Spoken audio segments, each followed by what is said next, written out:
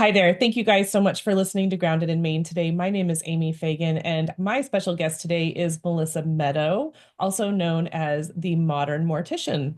And this is just, I happened to see Melissa on Instagram one day, and she was talking about burial practices, and it caught my ear, and am fascinated. I'm just fascinated with this, and so the information she was giving was a little bit shocking, but also really important. So I wanted to make sure to share that with you guys. So Melissa, thank you so much for joining me today. I really appreciate this. Yes, thank you for having me, of course. So, modern mortician, um, where where did that come from? So social media was just starting to kick off.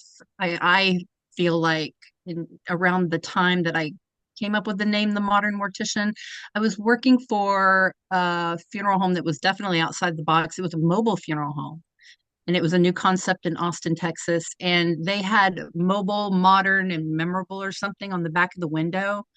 And I was like, I really am a modern mortician because we're doing funerals at like the zoo or, in people's front yards, So it coined that way and just kind of went from there. And I started teaching people of the things that are now more modern day death care rather than, what's been, marketed to us so far as a society. Wow, I love that name. I think that is so freaking smart. And it really fits you. Thanks. Um, It used to be mod mortician because Instagram didn't have enough characters, but then as soon as they had enough characters, I got them all. Mod is not bad either. No, I had somebody interview me back in Austin, and I guess the kid never really looked at my profile or anything. He just thought, oh, cool, I can interview a mortician. When he and his girlfriend got there to interview me, he goes, oh, I thought you meant mod like 60s. I thought you were going to be like, this mod. And I was like, no, but I wish I could. But you still got me. Right. You got me. You're welcome. Yeah. So where did you well, so you were working in Texas at this mobile uh Yeah. Mobile mortician. funeral home. Yeah. Um, it was one of, see, my career in death care has spanned almost 20 years.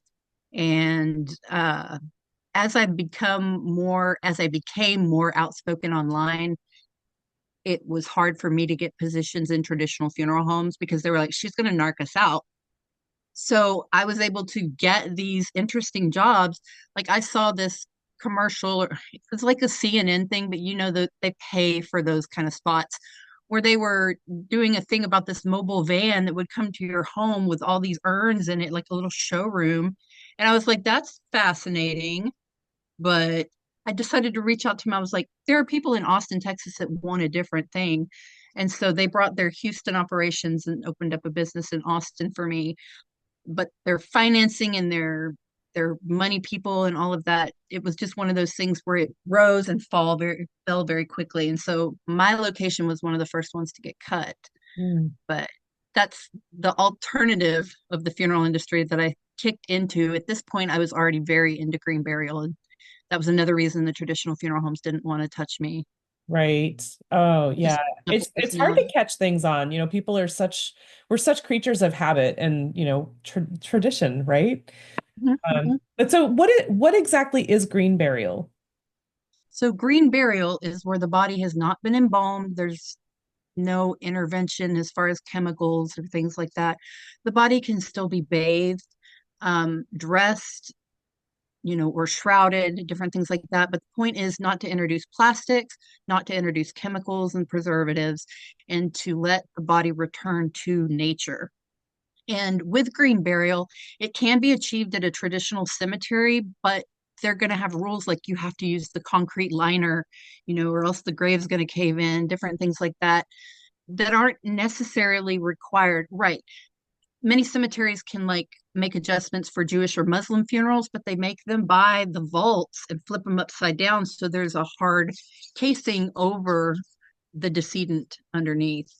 And that's a traditional cemetery. Why do they do that? Because they have heavy machinery that drives over these graves, and it can cause divots if they don't, reinforce them. Right. So green burial can be achieved in the most green burial way in a green burial cemetery or a conservation cemetery. And the conservation cemeteries are a whole nother thing. I was going to ask, like, are there different like levels of green burial? So this is so fascinating. So there's three levels: hybrid, green, and conservation. Hybrid is where you have an existing traditional cemetery that finally got smart and added a green burial section on some undeveloped land. And they won't allow for any pesticides over there. It's going to be different, landscaping and stuff like that. But some of them are trying. I'll give them that. You guys in Maine have one that is a hybrid. Let's see. Cemetery Burr is a hybrid burial ground. It has a core of historic marble headstones dating from the 1800s. So a lot of the hybrid cemeteries are some that have been very old cemeteries, and now they're developing new sections to be green burial.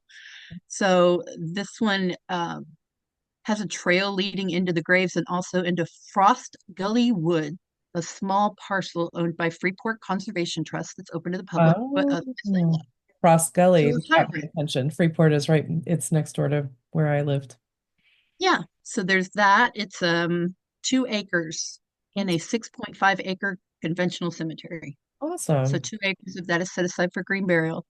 So hybrid again is where you've got the green that's been attached to an existing cemetery, whether it's a pioneer cemetery or more modern, like the 1900s up. The next one being green.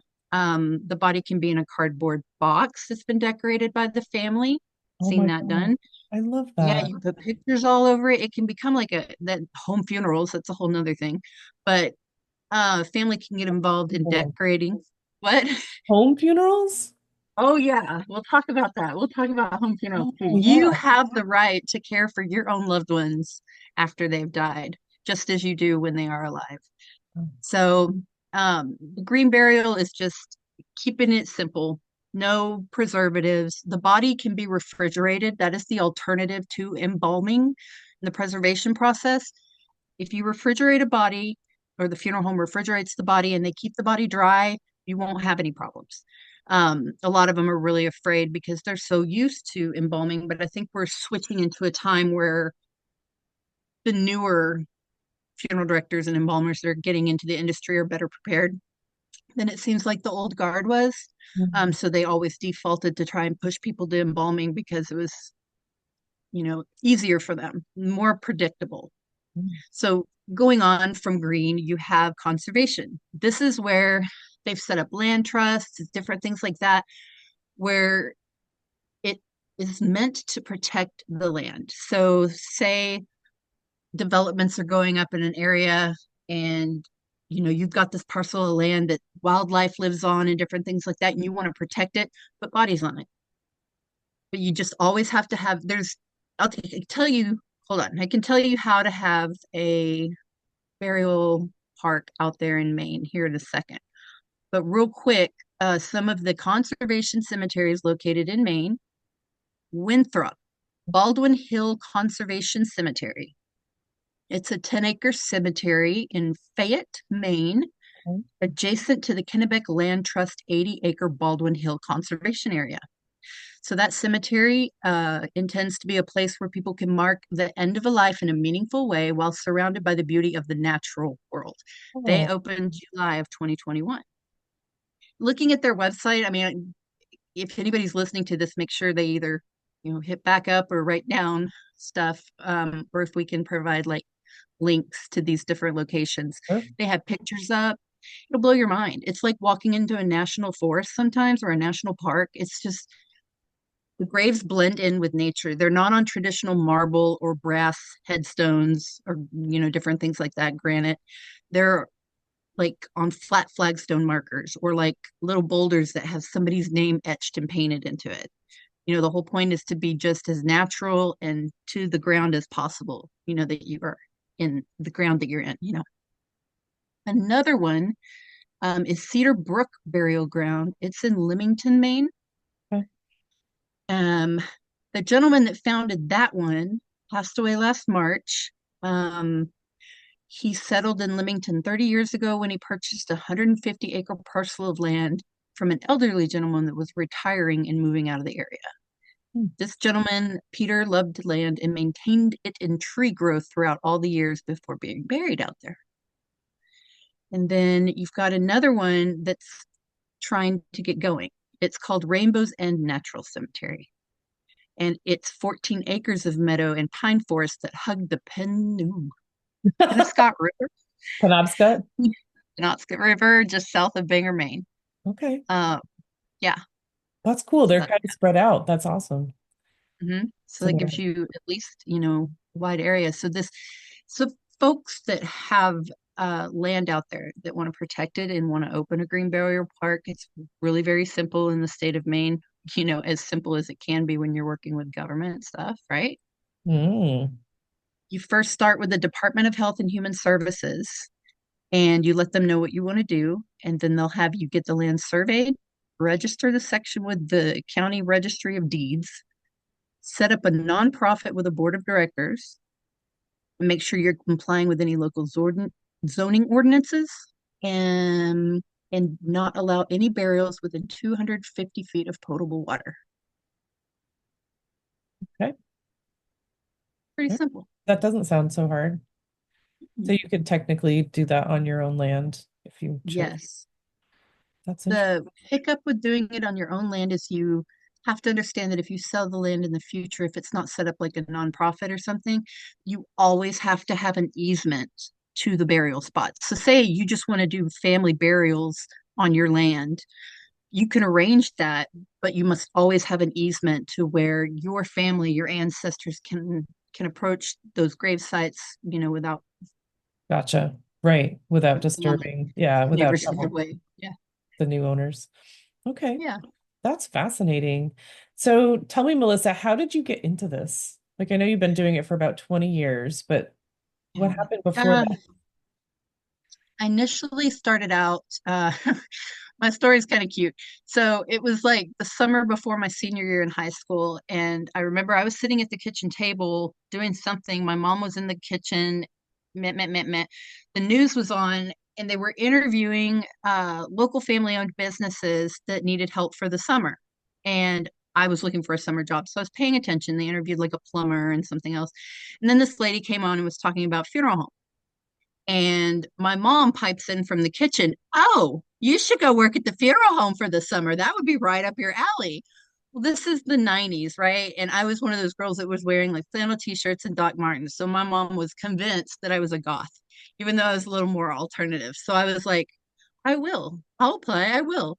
And I got the job because the lady that was in charge of hiring and the owner of the place, she knew my grandfather from small town communities in the area. So it was a shoe in on that. And that's what got me into funeral service at first. Some guys that work in the embalming and preparation of the bodies invited me back to try to spook me one day. They had the top of a skull, a Oh, calaverum, and they had come out from the embalming room. They were working on a post autopsy case, and they brought this out to me to try to freak me out. I was fascinated because this isn't something that you see of another human right, ever, you right. know, and it was just the fissures and the lining in the bones just was so beautiful to see what nature creates, in us. And so since I didn't take it like, oh, and freak out, they invited me to come back and start watching procedures and things like that. So that's how I kind of got interested in it. And it wasn't until years later I was working at Six Flags over Texas and Arlington as a face Oh, painter. that's very different. Oh, face painting though. I was face painting, yes. Um, and that's when I met somebody that was going to mortuary school, and I'm like, "There's a freaking school for this? Sign me up!" So I went. I went to mortuary school. And initially, it was taking somebody that looked sick and frail and broken and reviving them. Basically, it was the art and the science of taking somebody and giving them life again. And the whole goal was to make people look alive in their caskets. The longer I was in it, the more I seemed to see that that was hindering people from the right amount of grief or opening the door to grief and grieving and letting go of the person. Yeah. Okay. That's what got me going, okay, well, what can we do instead of embalming? And then we're in these out in West Texas. The cemeteries out there, a lot of them are pioneer cemeteries that have just grown in the community or whatever. And I was asking a gravedigger one day, you know, how come we have to have vaults in this side of the cemetery, but over there they clearly weren't even making vaults at that time, etc. And he was like, honey, you're gonna learn that the casket men have it in with the funeral homes, the funeral homes have it in with the grave diggers. The grave diggers get a kickback from the vault company, and it goes around in a circle. And Mm, I was like, so basically, they've made these rules that you have to have this. right. And that's when I started posting on Facebook, green burial this, green burial that, green burial this. Um, so that's where I started to already like put a hindering on myself to be able to work in other traditional funeral homes at that point, Yeah. because I was already talking about the alternatives way back then before these things got popular. So Interesting. Okay. I love that the just the how it went, so you started out a summer job or, between school years and the funeral home, and then you were doing face painting. So that turned into makeup artist for um I love it. That's so fun. I mean, fun. Sure. Uh learning how to hold a paintbrush to somebody's living face that's squirming around was great there. training for the day that I would need to use those tools on somebody that was Yeah. laying. I mean, the whole like making someone look alive. I I can sort of see both sides. Like you don't want to see someone whose face is all sunken in and like gray, but at the same time it must be like almost hopeful to see them looking, except for their eyes being open, looking very much, pinked up and alive. Interesting. It's just so interesting. So in green burial is it makeup or is it paint that you use? I'm just curious. Really, funeral directors have a lot of different tips and tricks for how to disclose, like cover things, blemishes, different things like that, fill, sunken eyes and such. I would find myself using a old lady's just perfect. I couldn't use a regular eyeliner pen because the tissue at that point will pull the Mhm. ink and it would go into their little wrinkles. So if you had it on the end of a paintbrush, you could just go right along the lash line and it would fill it just fine. So different things like that that you're wanting to touch up on. Another thing I would use a paintbrush for would be like if somebody had like a scab or really bad gash or something here, and we clean it up and we fill it with the wax, you would use the paintbrush to go in and smooth it into the skin. If you used another product that was in the embalming room called Dryine, you would just dip your brush in that and it would just smooth it right into the skin where you couldn't even tell that anything had been going on there. So there are a lot of cool things that funeral homes do on the back end and behind the scenes to give people that peaceful good look for a goodbye. Mhm. Things that I do for natural burial cases is when they are being held in refrigeration, the main thing is don't put a sheet or anything over their face because it can push their nose down. So Oh, that's something you want to, be really cautious about for a green burial. And then if you also like wrap a towel or use a catheter band to keep the person's mouth shut when they're in refrigeration between the time of passing to if you had an open casket viewing or anything like that, you're setting those features for the future viewing, okay. because those things are achieved when you embalm a body and you use additional tools like glue or suture needles and things like that. Some families don't want that on their natural burial client families or on their loved ones that are going for natural burial because that kind of introduces things that aren't exactly natural. Sure. Well, that makes sense. And so what is it? What is the difference? Like factually, what is the difference between a traditional and a green burial, other than like the box that they're buried in? But you were saying chemicals. Right. So when the body is embalmed for an open casket viewing, which is what Americans have traditionally done since, the Civil War. When that's when all of this started, the embalming process was getting soldiers home back to their families in the north or whatnot, how to preserve the body. They started with things like arsenic and different, cocktails on the battlefield. And then we had the president at that time, Lincoln, he died. And so they did a national tour of his embalmed body where at every stop they re-injected him and made him look really good for all the other stops. So that's what kind of got embalming going. And funeral homes, this is a not only a moneymaker because they can add in additional charges anywhere from like 550 up to 2500 for embalming services, just depending on where you go. And because people think that that's the default, when the funeral director says, "Do you want us to begin get started on the embalming?" They think, "Oh my gosh, if I don't, they're going to start decomposing. They're going to fall apart." Right. So with embalming, what they're doing is injecting into the vascular system a mixture of water and formaldehyde. And in that formaldehyde solution, there's also like agents like moisturizing agents and different things like that that can perfuse through the skin as it's injected through the common carotid artery, and it will drain out the jugular vein. And then the fluid that comes out goes into the municipal water system, right down a Oh, regular drain. jeez. Yeah. So you've Okay. got that going on. You've got plastic caps that can be placed in the eyes to provide a roundness because your eyes kind of start to deflate. And What you've also, plastic caps in your eye? In? yes, they lift the eyelid up and then place these plastic caps that almost cover the whole eye over your eye and then close your lid over it so it would have that, concave. Oh, oh my gosh. Okay.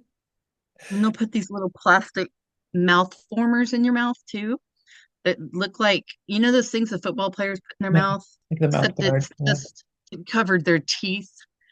And so it's like if somebody's missing their dentures or something, you can put that in and it goes all the way around your mouth, and then you position the lips over it to make it look Okay. natural. So there's a lot of things with embalmed bodies. In my experience, when you're adding pressure to a body, so you're pushing in this fluid, building up pressure, you're more likely to have incidents of leakage. Like a lot of funeral directors are afraid if I don't embalm this body, they're going to leak or they're going to purge.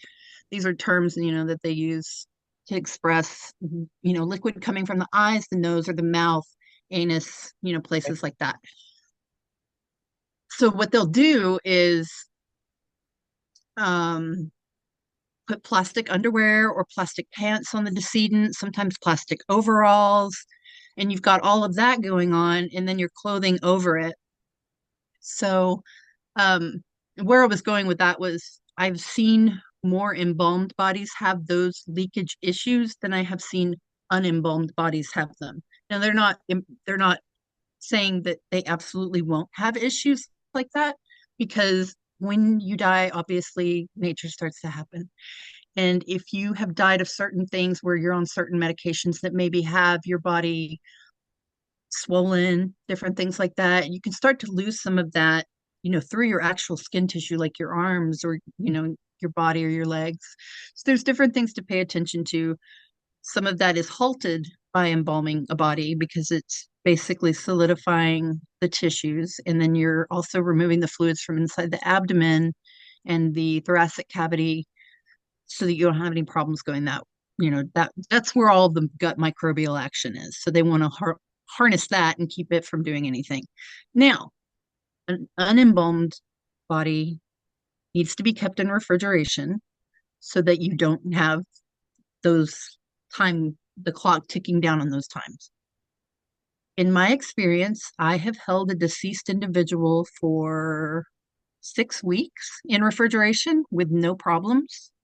That was because it was a burial at sea, and we had to wait for somebody to get off military leave to make it, and then also make sure that the seas weren't going to be crazy. Yeah. So, I was going to yeah, ask about burial at sea. Yay. yeah, I'm glad that you brought yep, that up. yeah. So With burial at sea, you can do it in a casket or you can do it in a shroud or you can just be scattered. And What it is exactly is legal a in Maine. shroud? A shroud. So think of a shroud like a bed sheet that you're tucking around somebody and making them look like a burrito. Okay. You tuck it over their face and you with a shroud you can like put flowers in it with the little straps that cover across the body. You kind of tie them up and they look like a little wrapped mummy tortilla. I was going to ask about that too. Yeah, you can just decorate it with flowers and different things like that. And that kind of segues into the home funeral thing. Um, what people are allowed to do, say, okay, so I'll give an example of something I did. A lady knew her husband was terminal. He was on hospice at home. The plan was when he dies, we're going to give him a sponge bath, basically change his clothes. He will lie in state in his bedroom, in his bed, where people can come in there and say goodbye to him, if they didn't make it while he was still alive. They were inviting people, obviously, while they were alive. But the point of that was they didn't want him in a place that wasn't home, that wasn't Right. comfortable to them. They had children involved. What they did was they opted for the cardboard burial container, which is basically just a cardboard cremation container. Brought that to the house. They had it set up in the living room with, I guess they had Facebook Live or something where his friends were logging in and saying, sign my name or draw a spaghetti monster or do this. Make sure print this picture out. I'm going to send it to you and tape it on there. They had ramen noodles drawn on it. I mean, because his favorite thing was ramen, and Oh he my was like known for gosh. making ramen. Just all kinds of different things, and it was a participatory activity that kind of separated them from the hardest part of the grief because you were surrounded by people that loved this gentleman Yeah. and loved their family. And it was a come and go kind of a thing. They kept him overnight. And what you have to do in those situations is it's not a situation where, oh my gosh, you got to refrigerate them. You have time. Um, Frozen bags of peas. What I like to have people do is get the gel packs from like Home Depot or something ahead of time. You got people in your Facebook marketplace groups or whatever, they get medication all the time and they have these gel packs left. It's good if you know you're preparing for a home funeral to get those ahead of time. That way you can just rotate them out of your freezer under the specific parts of the body that need to be cooled the most, which would be the small of the back, the chest, the abdomen, and between the legs and under the armpits. And you just put enough of those little gel packs around and you rotate them, and they're going to keep the body cool enough to be able to keep it in the home, depending on the outside temperatures and the time of year. Obviously, in Texas, you can't do 2 days very easily in the summer, but depending on everything else, people could do up to 2 days, maybe even three, depending on the state, in their home. Okay. There are houses, hospice houses that are popping up where families, their loved ones go there to die, and then they'll have a celebration or a gathering there before disposition, being cremation, burial, whatever direction it goes after that. Amazing. Wow. And can you also, I mean, this is, gosh, I just like this whole world is opening up. That I was just, we just know, you're going to be buried in a coffin, like whole body or cremated. And those, as far as I knew, those were like the options, except, my grandmother donated her body to science. And so, there's another option, of course, and then the rest of it was cremated. But what else is there? Okay, so you guys have um, legalized water cremation.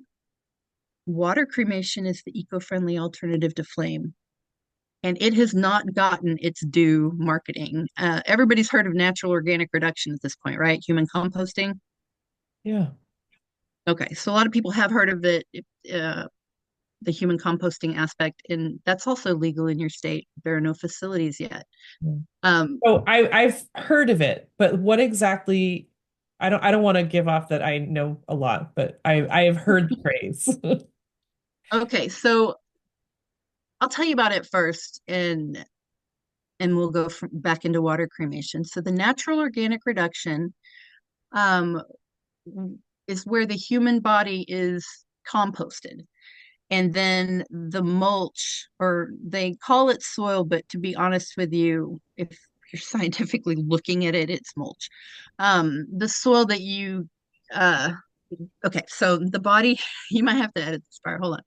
So in natural organic reduction, they take your deceased body and they place it in a vessel that's holding like two-thirds the amount of materials, and then your body, and then they put the other third of amount of Okay. materials.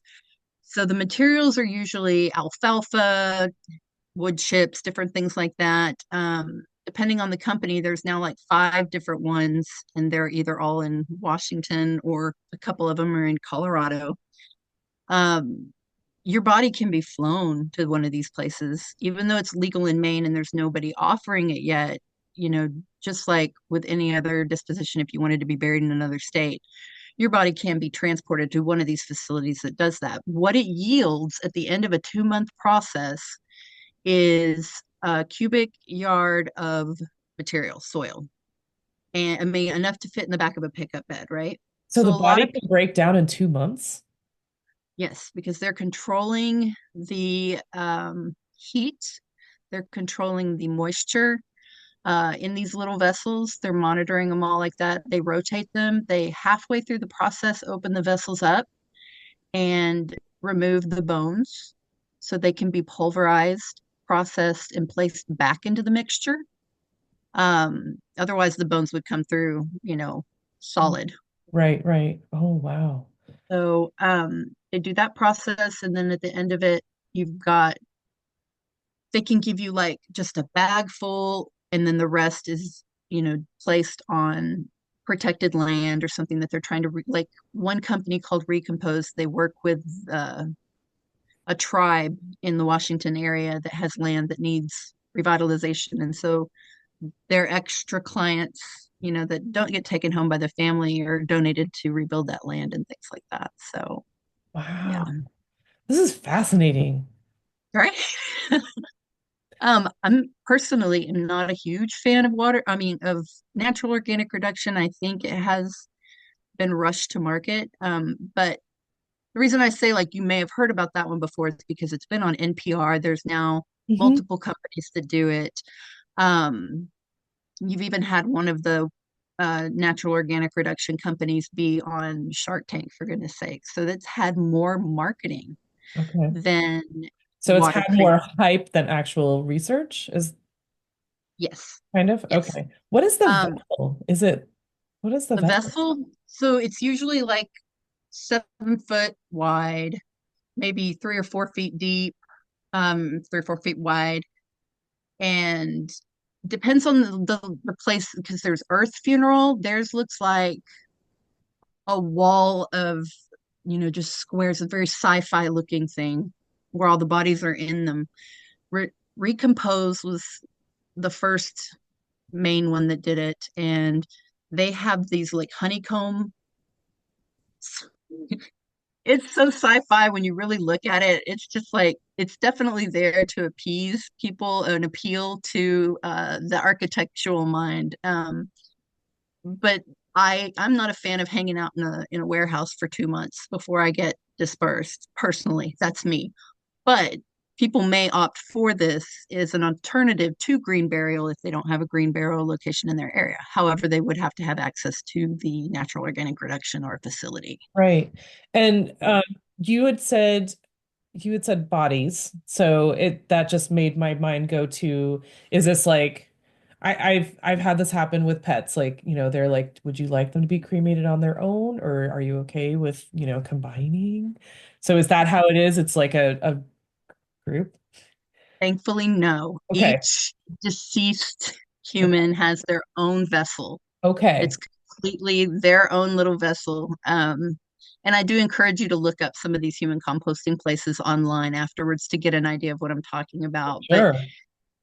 yeah, imagine the little honeycomb with a circle in the middle, and going into it from, head to toe is a human laying in there in that vessel, and it gets turned, and they're monitoring the heat and the moisture content and things like that. Yeah, and then halfway through, they dump it all out on a conveyor belt and get the bones out and grind them up and put it back in. They get out the metals and different things like that. Yeah, so it's not as simple as just being buried.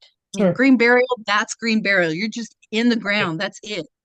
This other thing, natural organic reduction, is very um, processed. Okay. process, but it is again an option. So I don't want to yuck anybody's yum because it's great that it's an option, but my concerns that they're not answering are what about the forever chemicals that we're now finding in human bodies? Oh yeah. If we're dispersing that into land, trying to revitalize it, what are we What are doing? we You actually know, doing? Right. what are we actually Well, doing? Oh yeah, especially in Maine, where a lot of the PFAS was found and dumped. Um, okay, that's really interesting and a totally different point that I had not even considered before. And I'm sorry to have taken you away from, you were going to talk about water, water water cremation, cremation. All right, water cremation. Yep. go for it, because So wow. Municipal organic reduction had all this push behind it, all this marketing. While in the meantime, water cremation has been legalized since 2009 in Maine. You've got two facilities that I was able to find. One's in Belfast and one is in Portland. Okay. Um, they both have the water cremation machine.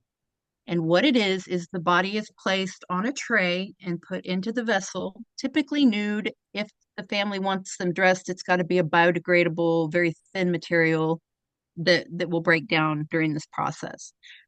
The body is placed inside, and it looks like one machine looks like a big giant washing machine. The other one looks like a tube. They're very interesting. They're scientific. It's really cool. Better than a flame crematory retort if you look at them side by side. But the body goes in and 95% water and 5% alkali solution mix, like sodium hydroxide and sodium potassium. So you've got your breaking down agents, right? And 95% water. So it's doing like a wash cycle basically. The body is there, the water swirls around it, and when you sit in the bathtub too long, your fingers start to get wrinkly. Yep. It just continues that. It's not baking you, broiling you. People have been like, oh, is it Breaking Bad? And I'm like, no, it's somewhere between a spa day for your corpse and Breaking Bad. There's a happy medium in the middle there. Okay. So with the water cremation, what's left at the end of the process is effluent, which is the liquid part that can go and be dispersed into, grasslands, different things like that. If you wanted to return it to nature, there's like, for example, in Colorado, there's Bee Tree cremation. That's what she does is she facilitates water cremation for families and then dispersing the liquid part of them into a meadow or field that, so then you're really returning to nature. The alternative to that is that it goes into the municipal water system. Now, the reason this is better than embalming is because there's so many detergents and things that have been in the alkaline hydrolysis solution that it's actually really good for the local municipalities. It cleans out the pipes as it goes. Yeah, so then you have some states that have legalized water cremation, but their areas won't allow it because plumbing's not up to par. So yeah, for the Okay. water So cremation, I'm just thinking about gosh, this is just it's so fascinating and weird at the very same time. And I'm wow. So it's like putting a body in a washing machine and then doing the kind of, agitation except it's a cycle. deep one. It's just like a deep one. You're still laying down the whole time. You're not folded up or anything like that. You're not like tumbling and No, not at okay. all. All It's just right. the Way water is better. doing its thing around you. I was They've like, got, that sounds mean. I know I'm terrible at describing things. No, I that's just Maybe. where my head, you said washing machine and I was like, Yeah, I'm thinking of a certain model. The resumation machine looks like a giant washing machine. But yeah, you go in kind of like you would in the honeycomb vessel of you're the not getting natural. beaten up or anything. You're just No, it's just okay. the water is going All around right. and shooting Cool. on you. So that's the liquid portion of you. What's left is the most basic element of a human, carbon phosphate, which is your bones. So the bones, just like with flame cremation at the end, are pulled out of the machine. Um, and then they're pulverized. When the water cremated remains are pulverized, it looks very much like talcum powder because they have just been returned to such a basic element. It's like talcum powder. There's no pH negativity or anything like that. With flame cremation, you have to worry about, like, if you're going to plant a tree or something, you have to worry about the pH of the materials. And uh, flame cremated remains will kill plants. People talk about burying them with a tree or something like that. You have to protect the roots of the plant from the cremated remains. So that leads me to kind of want to touch on Life Forest that's out in Auburn, Maine. They have a conservation burial area for just cremated remains where they are wrapped in a wool to protect the surrounding land area, whatever, from the pH negativity of the flame cremated remains. And so people have like deeds to these little plots of land inside this conservation burial park with GPS coordinates and like QR codes with little people's names and pictures on them. So many cool things. And Oh, yeah, it's a life forest at Whistle Ridge. It's 80 acres of 80 land. acres of Yeah, ashes. not yet. They're new. So, but they have Oh, 80 okay. acres to do this with. Yeah. Wow. So with the water cremated remains, you can bury, them around a plant. They're still not gonna like provide it nutrients or anything like that, but it's not So pH they're not negative going to to where hurt it it. would harm it. Yeah. Oh, So when you do a flame cremation, there is the possibility of commingling because the bricking inside of these flame retorts can sometimes catch little pieces of bone. So when the funeral director or the whoever is running the machine, when they rake out the bones at the end of the process, you have to be very careful to get up in the corners and things like that, and you can't be 100%. So with water cremation, there's no commingling because it's stainless steel. It all comes out together. It's all very smooth and then breaks down into the powder. So that's another key difference. oh my gosh. Flame cremation puts enough carbon into the atmosphere is a 500-mile car trip. And when you think of how many people get cremation because they think it's the easier solution, they're not, taking up space, things like that. Some Totally. of these funeral homes have 3 crematory retorts and they're running all day long. So you've got 4 in each one. Imagine all of that carbon that's being put out. Whereas it's not happening with water cremation. Did you Yes, you're using, did you huh? say, I'm sorry, did you say one cremation, like one body cremation is the same as a 500-mile car trip? Yes. One body. Oh my gosh. And if it's going And all then day you long, oh my gosh. Yes, so some funeral homes just have 1 crematory retort. Some of these big conglomerates have like 3 and they're constantly running. You can do about 4 a day without overheating the machines, sometimes 5 if they're thinner individuals. Um, but yeah, those are running all the time, sending stuff into the atmosphere. And then funeral directors and stuff like to say, oh, the mercury is not a problem. People have fillings. Like that's for a while in the funeral industry, they were like people that were doing long bone donations at the time of death, or cornea donations, different things like that. With the long bone donations, they were replacing the bone with PVC pipe. And then after the funeral, sending them to be cremated. I went to mortuary school with a girl that is now permanently disabled from running a crematory for one of these conglomerates before they realized that, oh, maybe she should be wearing a mask because halfway through the process, you have Oh, to open the door and check on them. So she's been, oh, harmed. oh my Yeah. gosh. Yeah. That is, oh, that's tragic. Okay. Yeah. So you're saying, so when you say long bone, you mean like a leg bone? Yeah, legs or arms.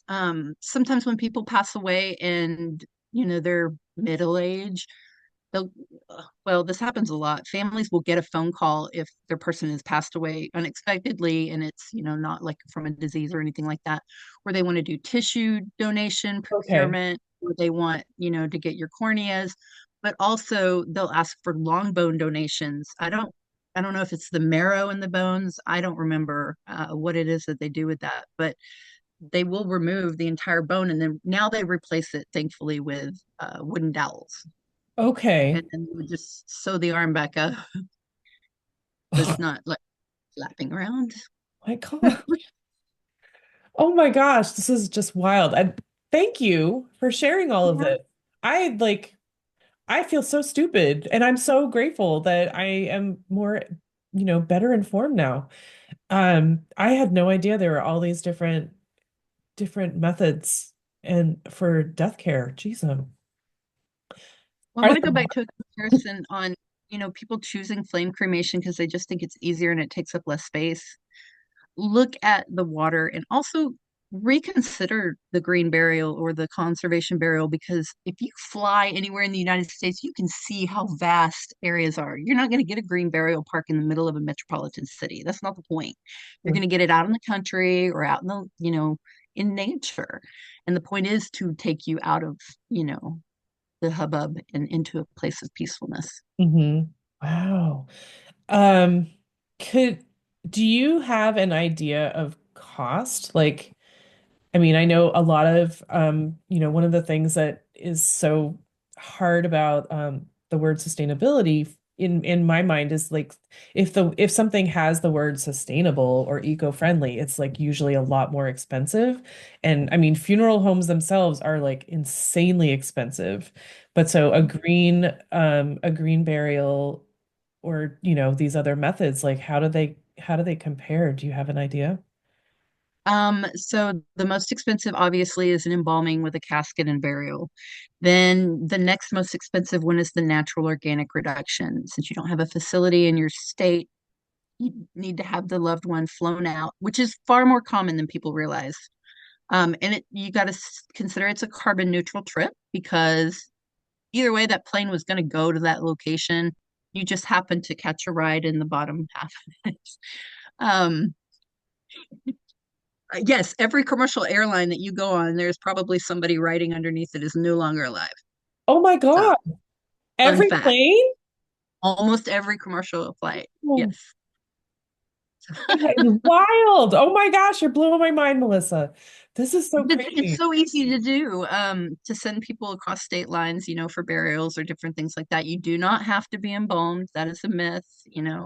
Usually the flights to get somebody to another state are within the day.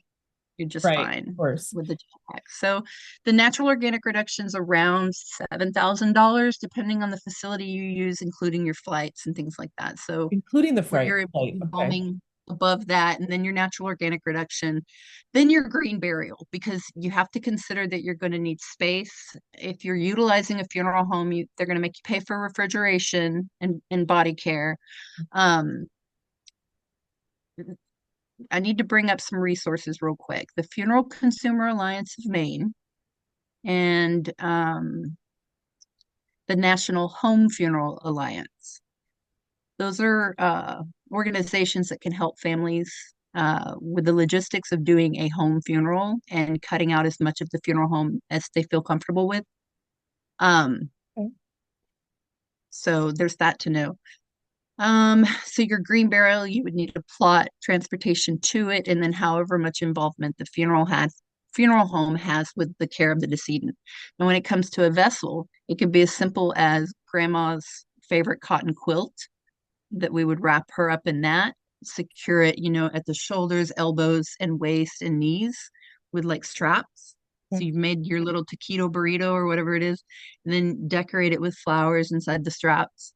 So that's one way that it can happen. You can order a custom shroud from companies now.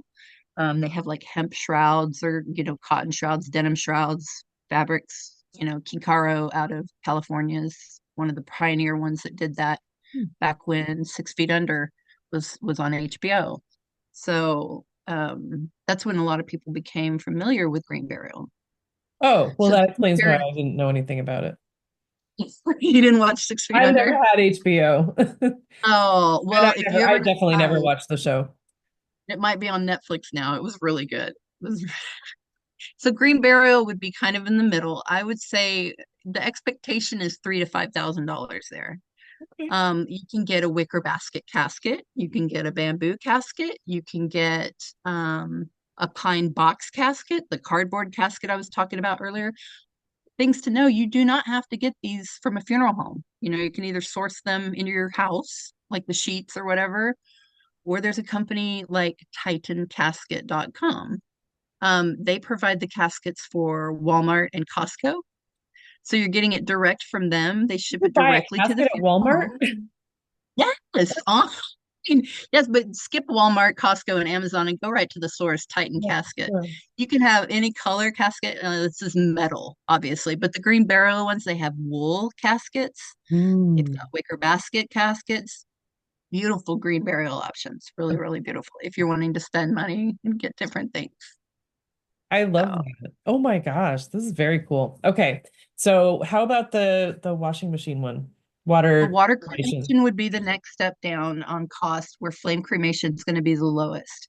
The reason why flame cremation costs less than water is because water is still a novelty and it is also not widely available. Almost every funeral home had either their own flame cremation retort on site or they were partnered with a mortuary service that had that capability.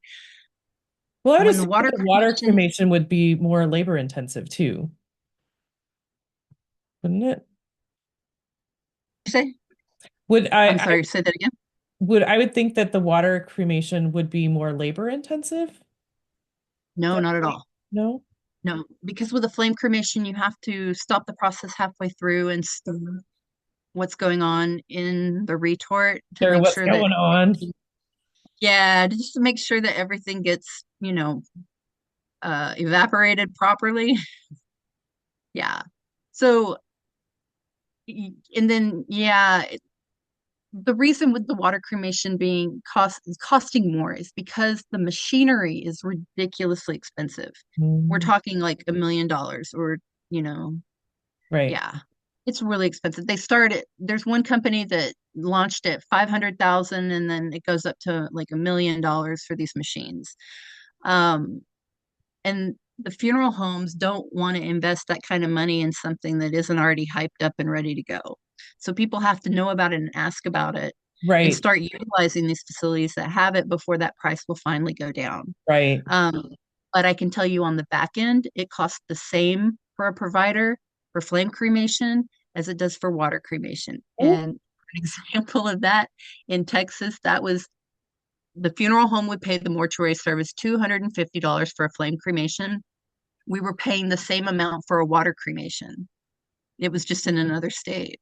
So if these had been in the same state, we would have been able to price them exactly the same and then let the consumer decide. And for a while, we did that.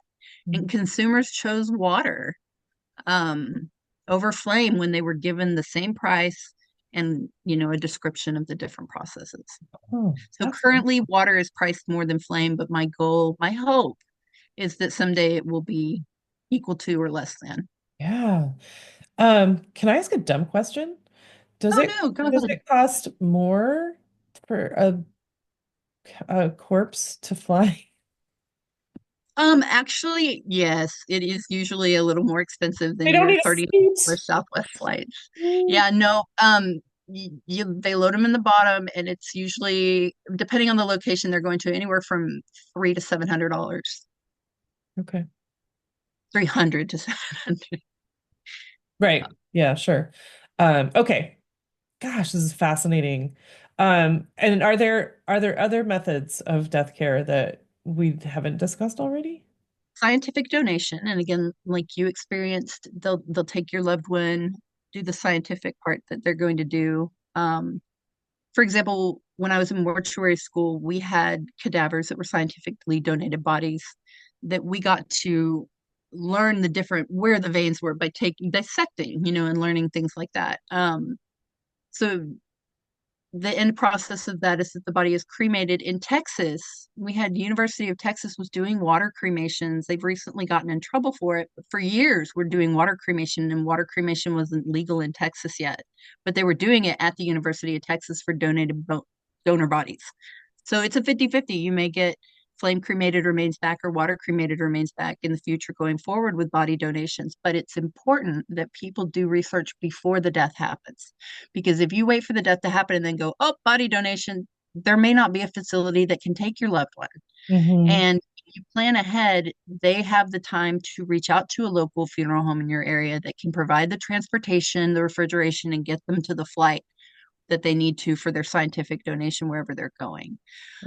But if a person has certain, cancer, leukemia, different things like that that are being studied by, it's really easy to get into some of those programs, but you have to do it in a timely manner with enough time for them to get your medical records, interview your family, interview you, and different things like that, depending upon whatever the cause of death is, as to Okay. how much they'll want to know. All right. Ooh. Wow. And there's also body farms. What? They're not as prevalent. Body farms are where you're donating your body to the body farm, and they will put it in different scenarios, like in the trunk of a car or buried underneath cardboard boxes, or half up, half down. I don't know, to see the different what rates of decomposition for forensic scientists to go out. Oh my Yeah, God. yeah. So the different soil here versus what's happening over here, and then like I've even heard of them putting a body in a tree before for whatever reason. Yeah, just Not at different. Halloween. No, Oh my gosh, that's wild. What just farm? yeah, you can help science that way with forensics and the body farm. They may put you, just in a field or maybe in a forest or in the trunk of a car, different things Okay. like that. Okay. And how much do you know about body donations? I'm just curious because I thought that I wanted to do it.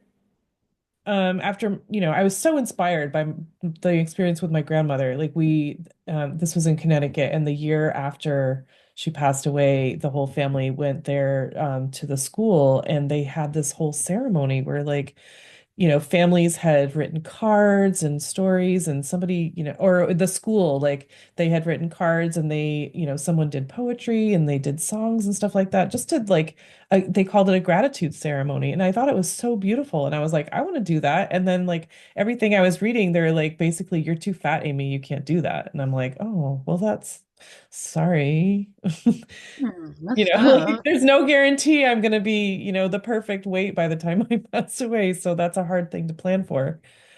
Yeah. But is that typical? Or is that like, Yeah. So for scientific donation, where they're doing medical schools, they want a body without a lot of adipocere, the fat tissue and stuff like that, because it's easier for the students to see things. I think you should learn on everybody yeah, for absolutely. degree, but whatever. Yeah. And Not then my with the rules. scientific, yeah, with the scientific donation, what has come up a lot lately, over the last few years, thankfully, it's been getting a lot more attention, is mishandling of remains, like bodies going to be test dummies for the military, and being blown up What? in cars.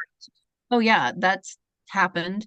Or different parts of your body being sold and marketed off to, maybe collectors or Hear different about things like that. that. They had the whole Harvard thing where donated bodies there were having parts being sold to like curiosity shops. At Yeah. Harvard? Yes. Holy dang. Yeah. What? That's so messed up. So now I don't have a lot of trust in the whole body donation thing. What your family went through sounds like a very legitimate organization. There is not a lot of oversight in the body donation area. And Oh, that's why there's so oh, many things have, happened lately with that. wow. So, Okay. Oh my goodness. Um, Anything else? I would want to end on something good. Please, Um, if you got it. if I got it. No, we can just talk about how sustainable and with the death care thing.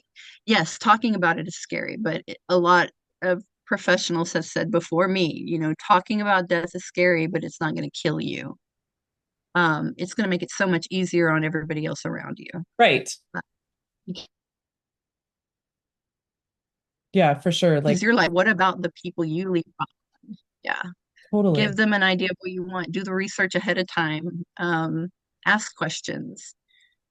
A lot of people, again, they don't know that embalming is not a requirement by law. It's usually a requirement by the funeral home because it's a controlled situation. Yeah, for sure. But things can easily be done without embalming, in my opinion, my Mhm. professional opinion. Well, And there yeah, are so many more options out there now, that are absolutely. way more economically friendly and sustainable. So yeah, and so this is really interesting. So there are more eco-friendly options, but they are also less expensive than the funeral home route. Right. Interesting.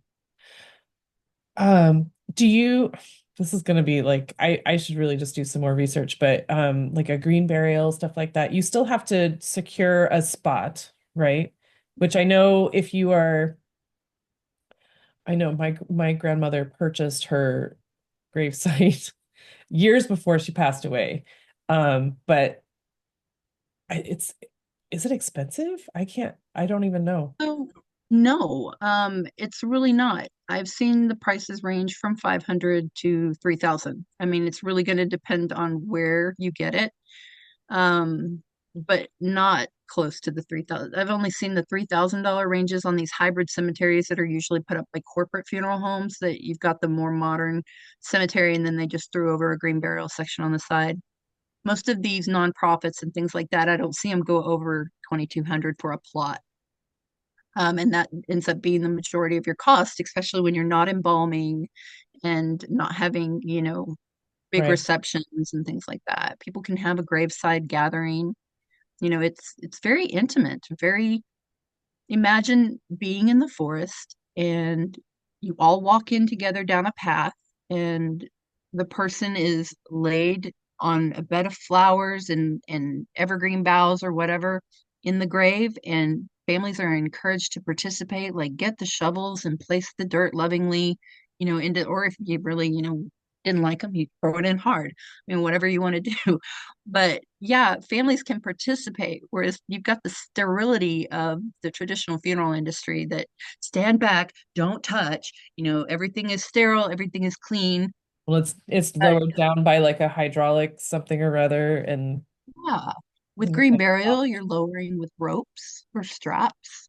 Family participation again is what I have seen in my career, is that people that have elected for home funerals or green burials or just had their hands in the process, Mhm. whether it was coming to dress their embalmed loved one and doing their hair, anything like that, their journey through the grief process and the loss process was softer for as an outsider looking in than for those people that didn't have hands on and didn't know they could do those things. Wow. Um, it's really a moving, it will take, it took my breath away the first green burial I saw. It was just so touching and so moving. And I can't explain it further than that. It's just a really amazing thing when families and friends are able to participate in some kind of ceremony of a farewell of a life. Hmm. My goodness. This is so fascinating. Thank you so much. Yeah. And I just love the idea, and I've been thinking this for, my mom passed away 9 years ago, this past week actually. And since then I went to like bereavement groups and stuff like that, and I was like, why are people not talking about this? But like we just need to normalize that because it happens all the time, and we're all going to go through it at some point. So like we just need to, sort of get our affairs in order, let people know what our desires are, and research what options are available. Yeah. But so, Melissa, when I say the word sustainability, what does that mean to you? For me, it extends beyond the traditional environmental definition. It's like, as a green burial advocate, sustainability is like deeply tied to ethical practices, respect for the planet, and kind of creating a harmonious relationship between death care and nature. Um, whether it's through environmental responsibility, the regenerative practices that we, can adopt in this, longevity of the resources, honoring those and leaving them a legacy behind, facilitating and legacy leaving. That's kind of in a nutshell. Yeah, no, I totally get that. And then, so if people are just like me, just like so fascinated and just like I feel like I want more information. If they wanted to do that, how can someone find you and get more information? Website is themodernmortician.com, and then all social platforms is you just look up The Modern Mortician, and Okay. I'll be there. And it's the like the THE modern mortician. Okay. I'm like I'm floored. Like I had no idea there were so many different options, but when I heard you say formaldehyde in the veins, I was just like, what the hey is happening? And we paid Yeah, so much money for that. I kind of like the mummy idea. yeah, wrapping them up in a Being wrapped. shroud. Yeah, like that sounds not so bad. Last hug by the earth when you Yes. tap in the dirt around the body. It's just like one last earth hug. Yeah. Wow. Gosh. Thank you so much for sharing all of this. My eyes are Oh, open and I'm so grateful. And now all my Maine people, you have all these options. So look it up in your own state, or if you need um, help looking that up, we'll try to add some links for you to do some research for yourselves. But let's normalize these conversations and do some research and definitely do a power of attorney so that people know what you want. But Melissa Meadow, thank you so much. I really appreciate this. Like I said, this is not something that I ever really considered mhm. talking about on the podcast until I saw you. So thank you for that. Thank you. I love what you're doing. Keep it up.